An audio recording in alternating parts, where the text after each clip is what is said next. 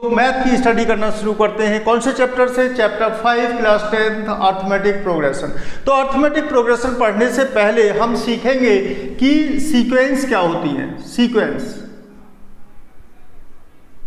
तो सीक्वेंस जैसा हम जनरली बोलते हैं कि भाई इन चीज़ों को सीक्वेंस में लगा दो। सीक्वेंस में लगा दो मतलब पहले छोटी लगाई, फिर बड़ी, फिर उससे बड़ी, फिर उससे बड़ी, उससे बड़ी। तो किसी भी एक ऑर्डर में अगर हम चीज़ों को रखते हैं, किसी एक ऑर्डर में रखते हैं, तो हमें क्या मिलती है? सीक्वेंस। तो सीक्वेंस को क्या बोलेंगे हम? The collection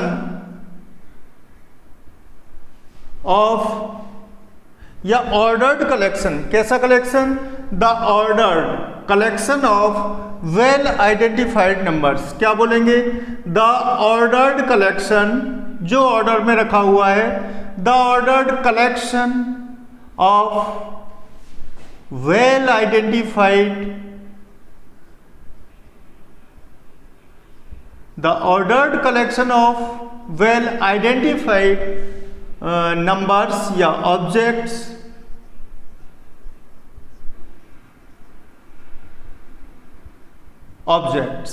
is called sequence. तो इसका अगर मैं एग्जांपल लूं तो क्या एग्जांपल हो सकता है इसका? अगर हम नंबर सीक्वेंस की बात करें तो हमने सबसे पहले नेचुरल नंबर्स को लिखा 1 2 3 4 5। तो ये क्या है? ये कलेक्शन है पहले 5 नेचुरल नंबर्स का जो इंक्रीजिंग ऑर्डर में लिखे हुए हैं। क्या है? ये सीक्वेंस है। और क्या सीक्वेंस हो सकती है? प्राइम नंबर की सीक्वेंस हो सकती है 2 3 5 7 एंड 11। ये क्या है? प्राइम नंबर की सीक्वेंस। और सीक्वेंस क्या हो सकती है? अगर मैं 2 की पावर 1 लिया मैंने तो वैल्यू आई 2, 2 की पावर 2 लिया तो 4, 2 की पावर 3 आई तो 8, 2 की पावर 4 लिया तो 16। ये सब क्या है? Example of sequence. ओके, तो सीक्वेंस क्लियर हुई। सीक्वेंस सीक्वेंस के टाइप होते हैं फाइनाइट सीक्वेंस। अगर फाइनाइट सीक्वेंस, अगर ये नंबर जो सीक्वेंस में है, जो सीक्वेंस हमें गिवन है, अगर नंबर फाइनाइट है तो सीक्वेंस कैसी होगी? फाइनाइट। अगर नंबर इनफाइनाइट है तो सीक्वेंस क्या होगी? इनफाइनाइट। इसके बाद सीक्वेंस के बाद दूसरी टर्म आती है हमारी सीरीज। सीरीज इफ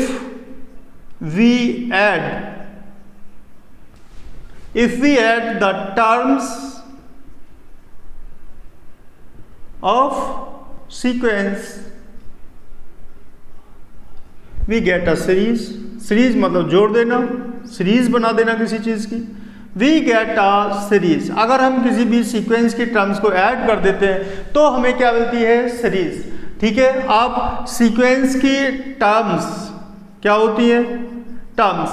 जैसे मान लो कोई सीक्वेंस थी ये 2 4 और 6 और 8, तो ये जो नंबर्स हैं इनको क्या बोलते हैं हम? टर्म्स। इनको हम डिनोट किससे करते हैं? T1 T2 T3 T4। Okay, और किससे डिनोट करते हैं? A1 A2 A3 A4। अब इस सीक्वेंस की nth टर्म अगर निकालनी हो तो उसको डिनोट करेंगे Tn से और An से। क्लियर? तो यहाँ पे क्या हुआ? सीक्वेंस को समझा हमने, सीरीज को समझा। इसके बाद आते हैं प्रोग्रेशन। ये प्रोग्रेशन क्या है? ओके, प्रोग्रेशन सीक्वेंस ही है progression. Sequence which follow a definite pattern. ऐसी sequence which follow a definite pattern. ऐसी सीक्वेंस जो डिफाइनाइट पैटर्न को फॉलो करती है उसको बोलते हैं हम प्रोग्रेशन। इसके बाद प्रोग्रेशन कई टाइप की आती हैं। इसमें किस प्रोग्रेशन की स्टडी करेंगे हम? Arithmetic progression. अर्थमेटिक प्रोग्रेशन किसे कहते हैं? जिसको हम डिनोट करते हैं किससे? AP से। AP से भी डिनोट करते हैं। तो अर्थमेटिक प्रोग्रेशन जो हमारा चैप्टर है अब उसकी स्टडी करते हैं। अर्थमेटिक प्रोग्रेशन की डिफाइन क्या होगी?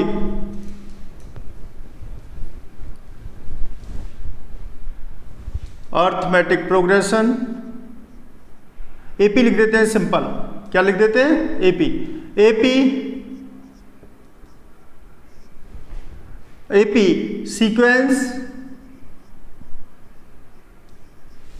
sequence which is increased or decreased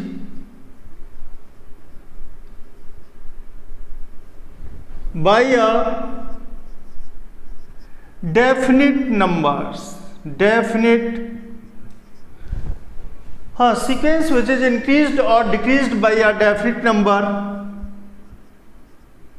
is called AP। ऐसी सीक्वेंस जो किसी भी डेफिनेट नंबर से या तो इंक्रीज हो रही है या डिक्रीज हो रही है उसको क्या बोलते हैं हम, AP। ठीक है, तो अब ये जो डेफिनेट नंबर है, this definite number is called common difference. ये जो डेफिनेट नंबर है इसको क्या बोलते हैं हम, कॉमन डिफरेंस। और डिनोट किससे करते हैं हम इसको, स्मॉल डी से। ओके, स्मॉल डी से डिनोट करते हैं। लेट, अगर हमने एक प्रोग्रेशन ली A1 A2 A3, पहले एग्जांपल ले लेते हैं इसका। जैसे मान लो ये सीक्वेंस है, लेट आर सीक्वेंस, हमने सीक्वेंस ली 2 4 6 8। ये एक सीक्वेंस है, कैसी सीक्वेंस है, फाइनाइट सीक्वेंस है। तो ये एक डेफिनेट नंबर से इंक्रीज हो रही है, जैसे 2 2 + 2 4 4 + 2 6 6 + 2 8। तो यहां पर कॉमन डिफरेंस क्या है इस सीक्वेंस का, d की वैल्यू है 4 - 2 = 2। सभी के बीच 2 का डिफरेंस है, तो इसको बोलते हैं हम कॉमन डिफरेंस। अब लेट AP ली हमने क्या, A1 A2 A3 A4 और इसकी जनरल टर्म्स है AN। Okay, AN। तो A1 A2 A3 A4 AN। अब यहाँ पर D की वैल्यू कैसे निकालेंगे हम, A2 - A1 इक्वल टू होगा किसके, A3 - A2। ठीक है, इक्वल टू होगा किसके, A4 - A3 equal to D। सारी टर्म के बीच जो डिफरेंस होगा वो D आएगा। क्लियर। अब हाँ, तो अगर कॉमन डिफरेंस D है तो AP को हम कैसे लिख सकते हैं, अगर फर्स्ट टर्म है AP की A, तो AP को हम कैसे लिख सकते हैं, A + D, A + 2D। Okay, तो ये है पहली टर्म, A + D दूसरी टर्म, A + 2D तीसरी टर्म। ठीक है, A + 3D आपकी फोर्थ टर्म। इसी तरीके से nth टर्म क्या होगी, nth टर्म AN क्या होगी, A2 क्या है, A + 2 - 1 × D। ओके, A3 क्या है, A + 3 - 1 × D। मतलब अगर हम थर्ड टर्म निकाल रहे हैं तो यहाँ पे क्या आएगी, 3 - 1।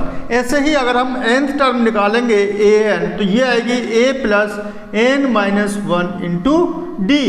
This AN, this is the general term of an AP।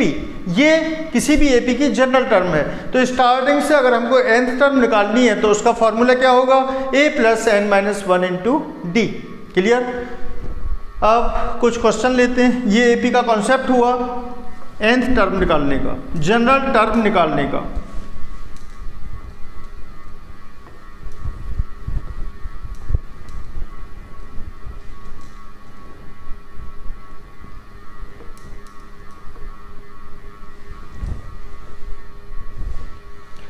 अब हमने एक AP लिया, एग्जांपल ले लेते हैं।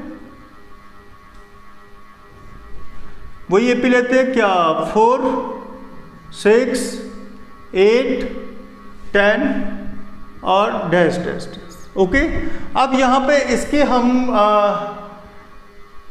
Find 10th term of AP की 10th टर्म निकालते हैं हम। तो कैसे निकालेंगे, AN इक्वल टू किसके होता है, A + n - 1 × D। तो 8n किसके इक्वल होगा, A क्या है हमारा 4, ठीक है, प्लस 10 माइनस 1 और d क्या है हमारा 2, तो 10th टर्म होगी 4 plus 10 minus 1 9 multiply 2 equal to 4 plus 18 equal to 22। Okay, तो जो भी टर्म निकालनी है उससे जस्ट एक पीछे यहाँ मल्टीप्लाई कर देते हैं।